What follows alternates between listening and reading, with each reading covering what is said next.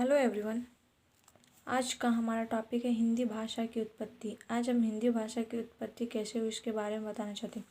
भाषा नदी की धारा की तरह चंचल है, वह रुकना नहीं जानती। यदि कोई इसे बलपूर्वक रोकना भी चाहे तो यह भाषा उसके बंधन को तोड़ आगे निकल जाती है। यह उसकी स्वाभाविक प्रकृति और प्रवृत्ति है। हर देश की भाषा के इतिहास में ऐसी बात देखी जाती है। भारत एक प्राचीन देश है। यहाँ के लोग भिन्न भिन्न कालों में भिन्न भिन्न भाषाएं बोलते और लिखते आए हैं। संस्कृत इस देश की सबसे पुरानी भाषा है, जिसका व्यवहार हमारे पुराने ऋषि मुनियों, विद्वानों और कवियों ने समय समय किया है। इसका प्राचीनतम रूप संसार की सर्वप्रथम कृति ऋग्वेद में देखने को मिलता है।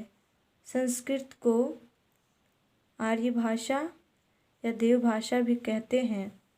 यह आर्य भाषा अनुमान है लगभग 3500 वर्ष पुरानी है। यदि इसी आर्य भाषा संस्कृत की उत्तराधिकारिणी है, जिसकी उत्पत्ति की कथा निम्नलिखित है। भारतीय आर्य भाषा संस्कृत का इतिहास 3500 वर्षों का है। इस इतिहास को 3 कालों में बांटा गया है। पहला, प्राचीन भारतीय आर्य भाषा काल 1500 ईसा पूर्व से 500 ईसा पूर्व तक। दूसरा, मध्यकालीन भारतीय आर्य भाषा काल 500 ईसा पूर्व से 1000 ईस्वी तक। तीसरा, आधुनिक भारतीय आर्य भाषा काल 1000 ईस्वी से आज तक।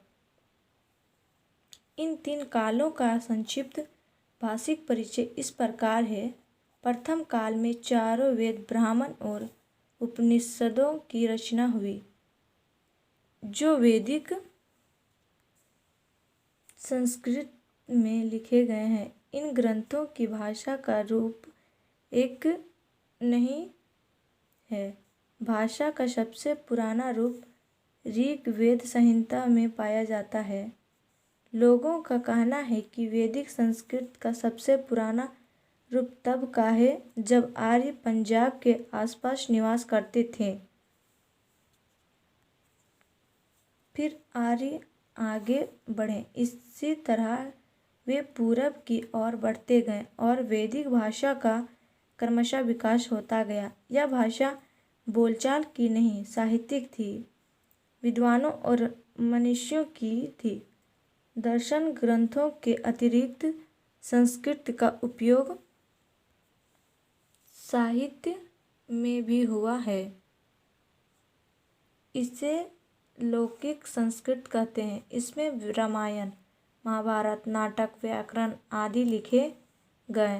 प्रथम काल की प्राचीन भारतीय आर्य भाषा की कुछ भाषागत विशेषताएं इस प्रकार हैं।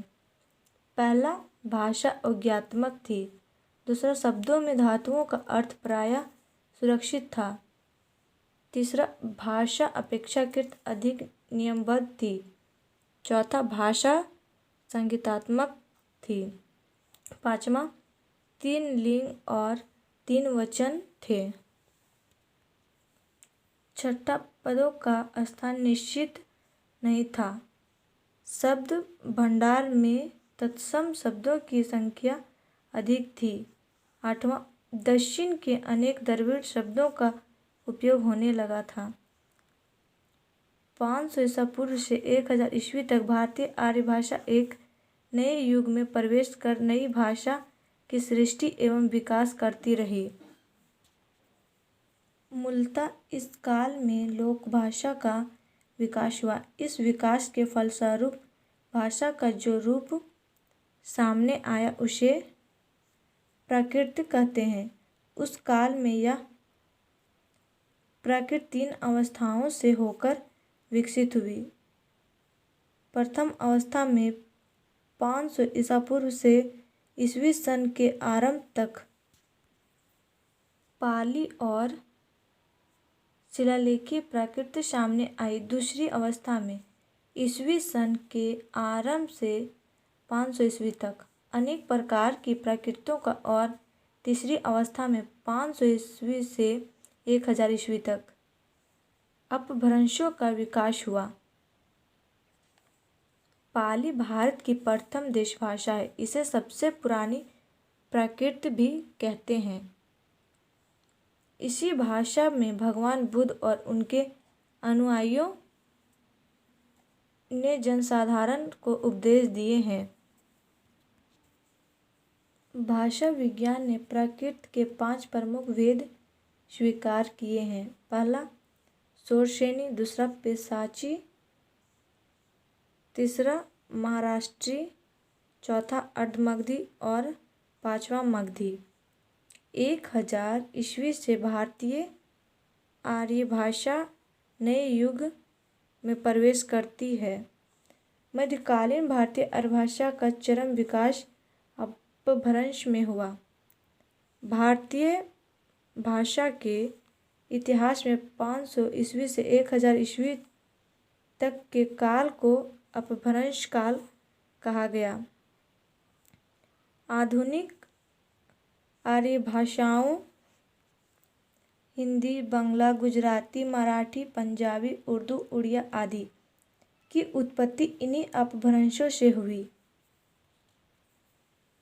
उत्तर भारत में अपभ्रंश के 7 भेद या रूप प्रचलित थे, जिनसे आधुनिक भारतीय भाषाओं का जन्म हुआ।